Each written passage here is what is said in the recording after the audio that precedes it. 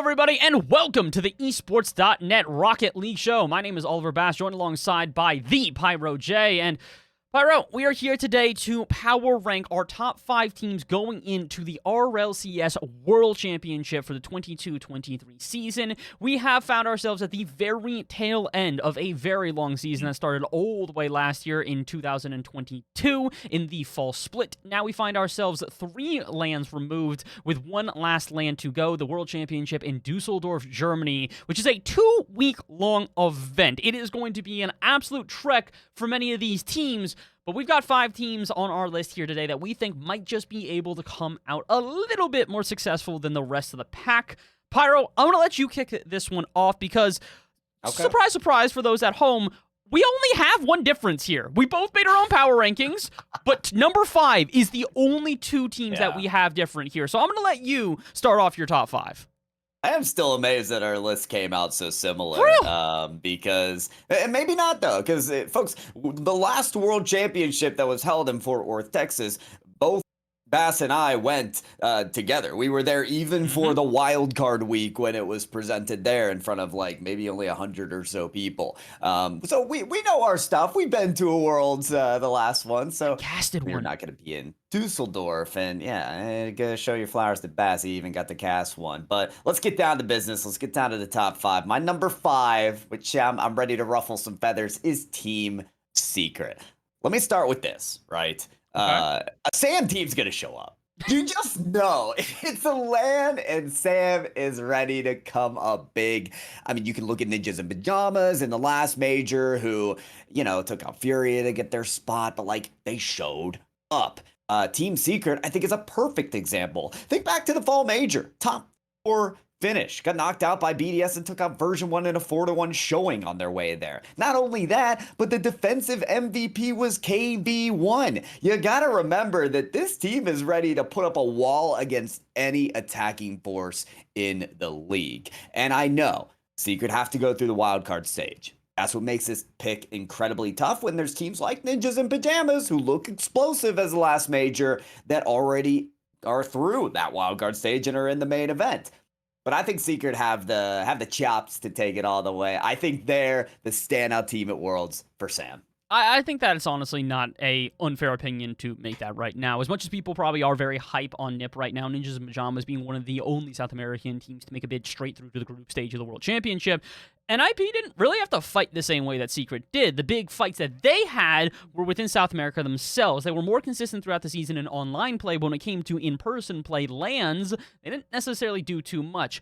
Granted, they did take what is, in my mind, the biggest win all season for South America, with them beating Furia to secure themselves not only a world spot, but a straight through to the world stage spot due to the fact that they would be getting South America 3 total spots overall. So it's pretty important. I don't think you and I can overstate how big NIP have been, but it has been Secret who have been able to rise to the highest of heights when it comes to their LAN play, which is why my team is also on here at number 5. At number 5, I've got Gen G, and again, another team where LANs are kind of their bread and butter, but their bread and butter kind of went soiled. The beginning of the season, it was very good. It was feeling great. They were one of the most successful teams in the history of RLCS, being able to go to 5 back-to-back top 2 placements. That is including a LAN where they were able to win the LAN in Rotterdam, in Amsterdam. So it's one of these things where, not in Amsterdam, in the Netherlands. That's the word I'm looking for here. It's one of these things where Gen G have shown that they have the ability to rise to the highest of heights. They are one of the best teams that this planet has to offer, but their inconsistencies as of late have been where people have had some confusion. After being able to get a top 2 finish to start off this split, or this last split in the spring, they then kind of had, I would say, what is a lackluster performance overall at the last major. They didn't necessarily do poorly, but they also didn't necessarily do incredible. It kind of feels like the biggest win that they were able to take was over Team Liquid, one of the best teams coming out of EU, but after that, you mentioned this earlier when we were talking, getting ready for this, they bottomed out against Team Vitality. It wasn't even that they looked not great, they just straight up got smacked up. And that's what's going to happen to some of these teams in North America. So people are kind of wondering, what version do we think is coming into the World Championship? In my mind, I think the Gen G that was able to win a major is coming to the championship. They are hungry. They have spoken about it in numerous accounts about how they want this to be the representation that they're proud of. They don't necessarily need to win, but they need to be able to be proud of the performance that they put out there. And I think if they do, there's 100% of worlds where I can see them in my top 5. Okay, I like the pick. It's in confidence, and it's funny that you mentioned Gen.G's performance in the last major being lackluster because it felt like that, giving credit to their other performances, but they were also the best performing team of North America. It just shows you the state that North America is in right now. But Bass, speaking of North America, why don't you kick off our number 4? Our number 4 is actually unanimous here. It is going to be complexity. And again, not actually North America. This is more Europe and South America's team, but they do play in NA, and also they've got a lot of North American fans. The Cowboys franchise team has found themselves with a fantastic run up until this date, but some shakiness in the spring split, I think, is why this team probably doesn't crack into the top 3. I think going out of the winter major, a lot of people were very willing to put this team into their top 3, into their top 4. Then all of a sudden, get a little bit shaky. They do find themselves a regional win during the spring split, but at the actual LAN itself, after being poised to be one of the best teams out there, they ended up losing to Rule 1 in a 3-1 showing, and then going out just one round before Gen.G would then follow suit. So it's one of these things where Complexity have proven themselves to be a great team, but when it comes to international competition, they can't ever seem to break that barrier of, I would say, that top 4. They'll get close to hoisting a championship, but can't ever actually hoist it. I think that's why it's fair to put them somewhere in our top 5. It'd be a crazy world to not see this team put up a solid overall performance, but I think the big question for a lot of people looking at them is how high can they fly? And I think when you see El Toro rise to the sky and literally all 3 defenders are shaking in their boots, they can soar. And Complexity proved that again and again in NA. And yeah, I agree. They're my number 4 as well. They've got the ability to take it. I mean, you can remember in the spring major, AJG was 1 goal away from beating Vitality. So, I mean, it's just so close for them. And our list continues to be very close. In the top 3, which we're now going to our power rankings, at number 3, both of us have Karmine Corp. It's kind of a question mark as to where they would be. This is a team that won the winter major, got 3rd place in the spring major because they lost a game 7 to the winners of that tournament, Team Vitality. This is a team of Itachi, Vatira, and help me out. Exotic. It's not like they've been teaming and winning championships and tournaments for the entire season or anything. Just a brain fart there. This is a team that I think everyone has confidence in. Yeah. Coming into this tournament, they've proven again and again at a LAN setting. Vatira trying to hold on to that number 1 spot if he still is, with like a fingernail or 2 against Zen, and he certainly could establish that with a win at the World Championship. Bass, why do you have them as your number 3? I mean, same idea is that we've seen this team rise to the highest of heights, and in comparison to the 2 other teams that we had just mentioned, yes, Gen.G has been able to, but it's been a while since they've really been able to rise to said heights, versus Complexity has gotten them close, but not been able to. KC, their last big win was in winter, and now that may seem like a long time away, but the only reason they haven't gotten another win is because literally nobody else has gotten a win except for Vitality in Europe. They have literally dominated every single one of the events that have happened, so much so that KC hasn't had the ability to hoist a trophy because it's been the same team hoisting a trophy for 4 events in a row. So I think in my mind, KC are a team that they've proven themselves. They know they've got the pieces. The world knows that they have the pieces. It's just, can they rise back to those heights and take down our top 2 teams? Because, look, that's where I think people are going to be surprised. They're going to be like, this team dominated everything else except for one other team that you've mentioned. How are they not in the top 2? It's a little team called BDS. Our number 2 spot here is going to go to Team BDS, and this is going to be surprising. I think a lot of people are going to call us, sort of riding the wave, if you will. It's recency bias, exactly. But the thing is that this isn't even really recency bias. I think the more reason they go into the top 2, at least in my opinion, is because of the history that this team has. These are former world champions. Last year's world championship was won by Team BDS, with 2 out of the 3 players remaining the same. Now, you might think, okay, wait, but they switched out a player. It's no longer going to be Extra Monkey Moon and Seiko. How are they still just as good? Because they added another LAN winner. They added Rise, a player that has taken 3 different teams to LAN this year. And to show how impactful he is, every team that he was on after he left, they failed to make the next major. Moist made it into the fall major. Rise left, they failed to make the winter. All of a sudden, he's on Oxygen in the winter. He leaves Oxygen to go to BDS, and Oxygen fails to make the spring major. So Rise is one of those players who automatically makes a team better. So for a world championship winning team to add a ringer in like Rise, I mean, look, top 2 at the last major being the only team to ever knock Vitality down to the lower bracket, I think we can understand why this team remains where it's at.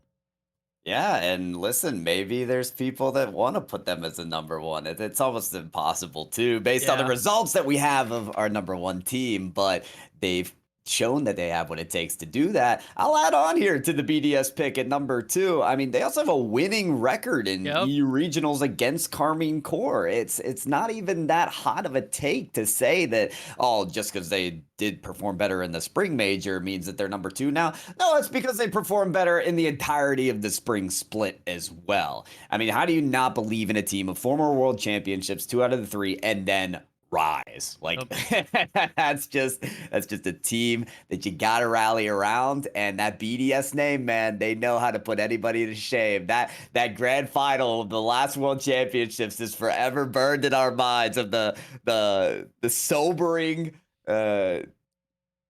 demolishing defeat against G2. That was just why do we have to bring it up? Yeah, well, NA is very much way in the back of our minds as we leap forward to the front, to the top of the list. Who could it be other Bass than Team Vitality? I don't think that this can even be an argument at this point. If you don't have Vitality number 1 on your list, you better have a dang good reason. And I don't know if there are literally any at this point. Vitality have done not only the impossible, being the first team since the open format changes for RLCS to win 4 events in a row. They clean swept the split. And it's not just within their own region. They won the last major as well. The spring major in Boston. They not only won, but they won with one of the most crazy storylines I've ever seen. Not only do they just dominate through their first 2 series, again, they almost lost to Complexity, but still, even at that, looked fantastic, even in a series where they struggled. They then lose to BDS, and at that point, a lot of people go, all right, the giant has been slain. How do they climb back? 2 sweeps in a row, then take the former LAN champions down into Game 7, and then bracket reset. This is one of, if not the most impressive teams that RLCS has ever seen hit the pitch. People feel like this is the beginning of a dynasty, and again, with 4 wins back to back to back to back, it is almost impossible to deny. Something that we haven't mentioned that people definitely need to be reminded of is the story of Zen as well. It's become an obvious one. People can't stop talking about him. But the truth is that we are living in a golden era of Rocket League esports with one true golden boy.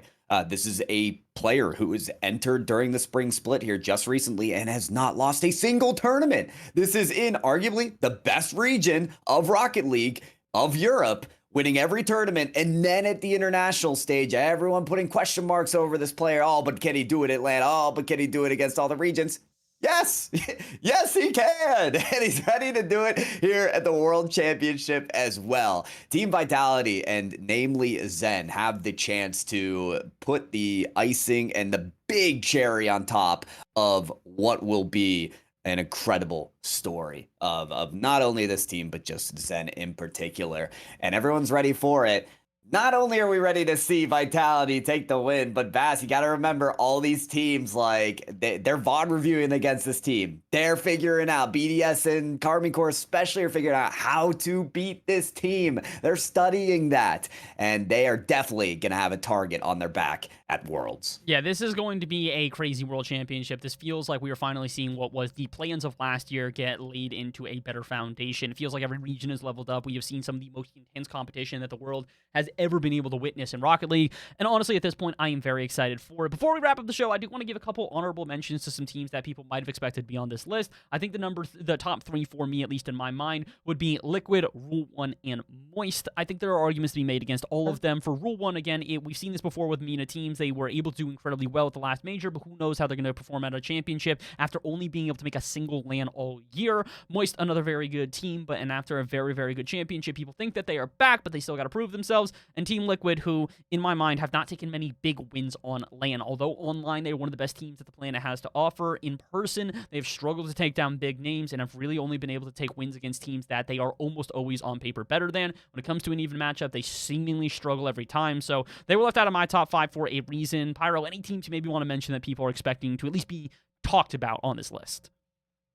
I'm going to be even more boring and just agree with your honorable mentions. Like, all of those teams you probably could have slotted in our top 5. Maybe you want to tout the consistency that we've seen from Space Station Gaming a lot, especially. I mean, this is a team that just consistently plays well from North America. They were the #1 represented team from North America at the last LAN, and you can't really say that about FaZe Clan when they didn't make the major. Last sort of honorable mention I'll make is shout out Limitless and Valiant. These are our 2 Sub-Saharan Africa teams that are going to be performing at the international stage for the first time this season. They don't get a spot in the major, so keep an eye out for those 2 teams to get a good lens and a good look into what the makings are of the top talent in Sub-Saharan Africa. Yeah, I would agree with you on that one. I think at this point, you just got to keep an eye on this event upcoming. It starts very, very soon. August 3rd will be the beginning date of the wildcard event. But if you guys would like some more info on maybe everything that is going on with this event, check out some of the other videos that we have done. We actually did a full profile on Zen, the player that we talked about on Vitality, and have even done some team breakdowns on teams